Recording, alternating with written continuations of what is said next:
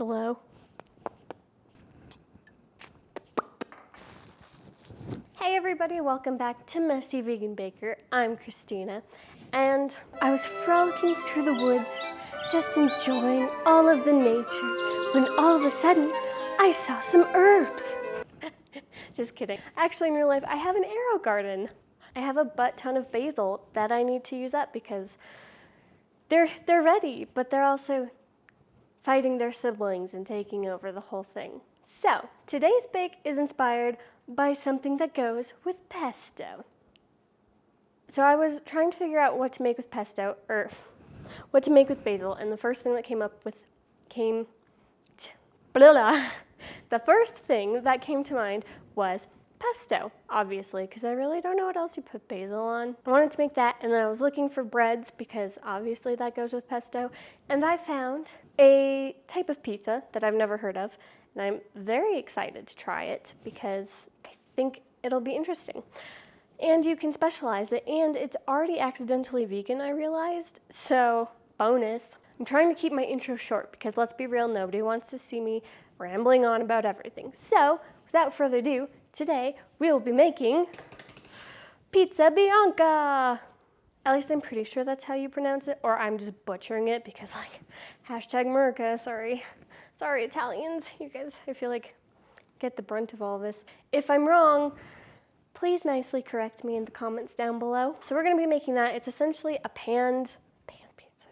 Yeah, it's like a pan pizza. It's a, you put it in a rectangular bake and you bake it, so solid there. It just seemed new and exciting and a different take on pizza because pizza's okay sometimes, but I don't like it all the time. Also, this calls for 2 kinds of salt. If you don't have both, obviously you can just use the regular salt, but kosher does have bigger granules. This one is meant to like blend in and, you know, evenly disperse in the ingredients, and this one is to be like, hello, I'm here.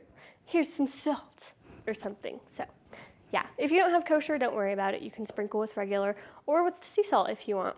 The world is your oyster. There are a few things that they really highly recommend you have, like a baking stone, so it helps the bread bake better and just more evenly, and a stand mixer. I don't know why.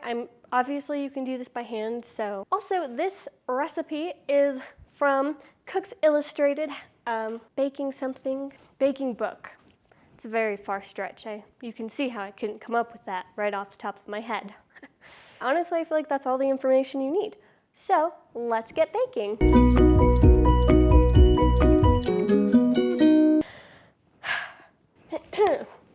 The first thing we're going to do is we're going to take room temperature water, which I have already measured out and have just been letting it sit here, and the flour, and I think the regular salt. So we're going to put these together. It's a good amount of salt. There's the water, that's 1 2/3 cup, 3 cups of flour. And if you have the stand mixer, make sure you have the bread hook. And now we're going to stir and make sure that every single particle of the flour and the salt and the water are combined.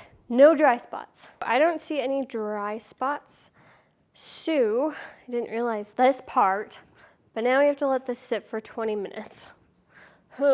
So this isn't hard to make, it's just very time consuming because of all the sitting and hoiting, but that's okay. I'm gonna set my timer. I will see you guys later, I think. It's been 20 minutes, this has been resting, and now we are going to sprinkle the sugar and the yeast on top. We need 1 1/2 teaspoons of instant yeast, 1 1/4 teaspoon of sugar. Oh wait, we have to sprinkle it on top.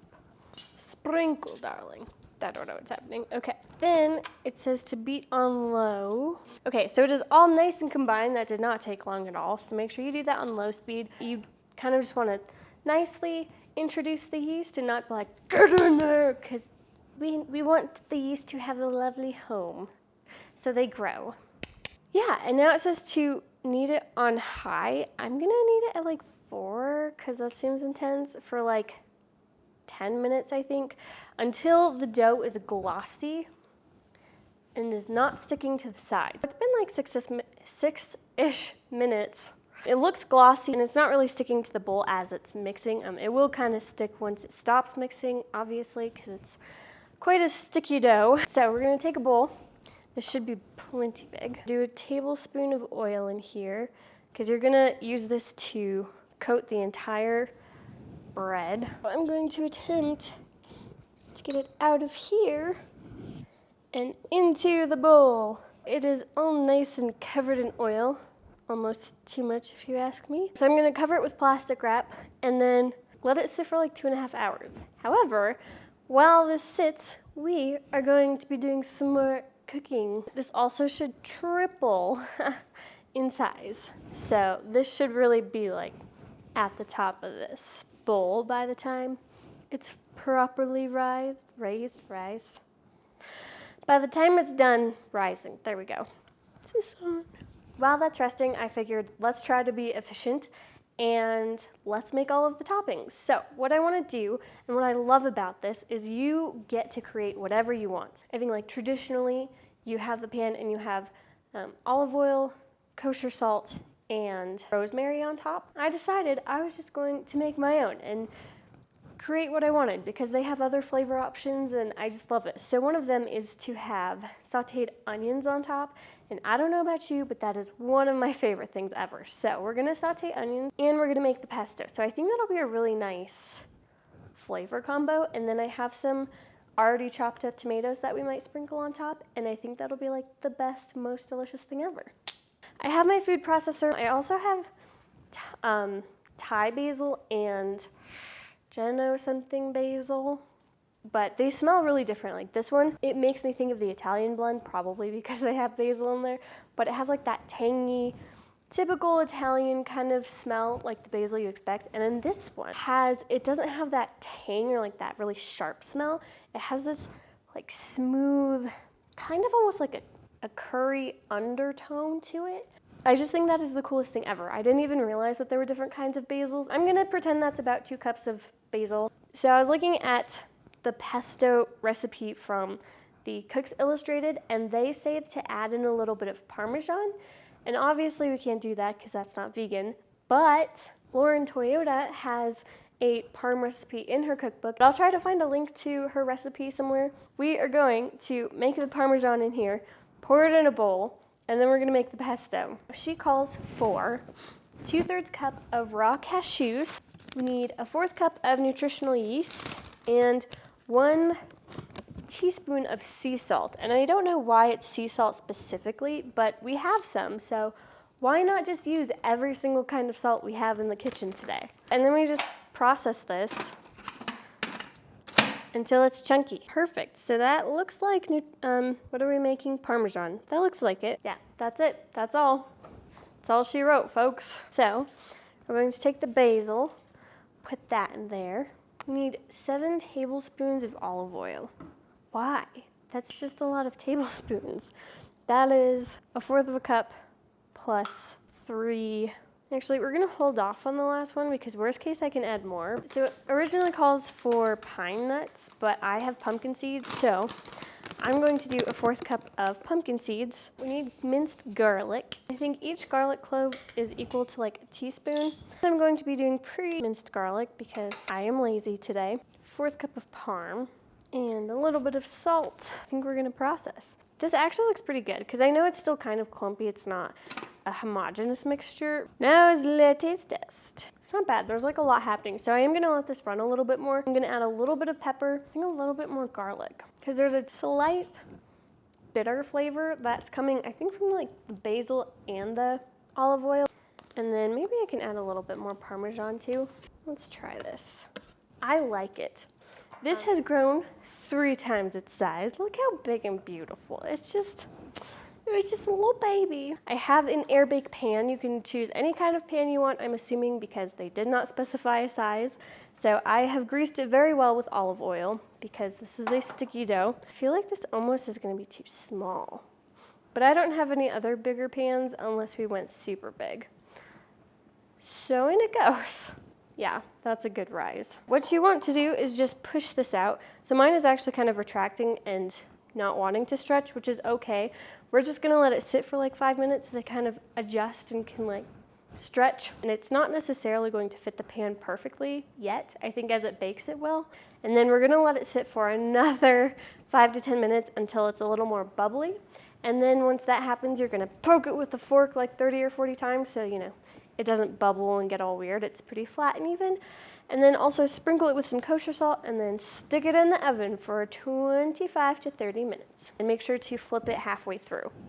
Don't forget that you want your oven to be preheated to 450 degrees.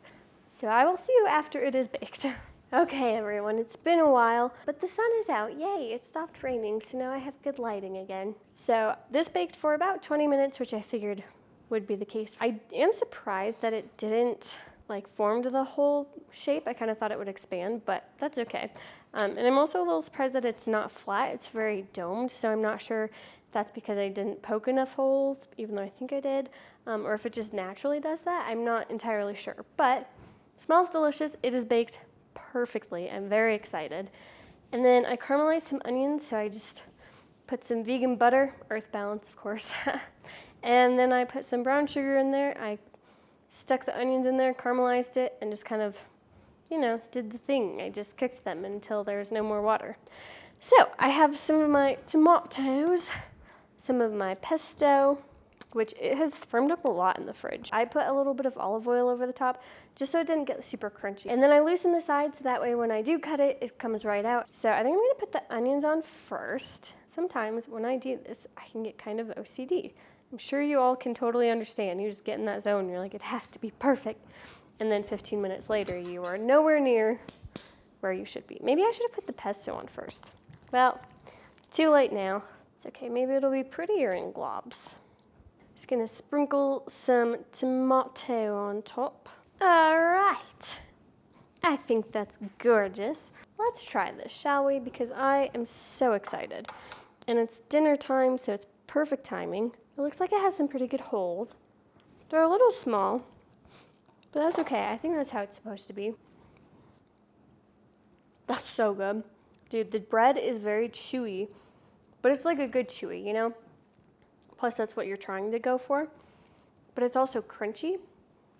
And the onions are so good. The only thing I might do is chop them up a little bit more so they're not so stringy, but that's like a preference thing. But that is so good. And then mix it with the bread and the pesto. This isn't gonna last long. Like, wow.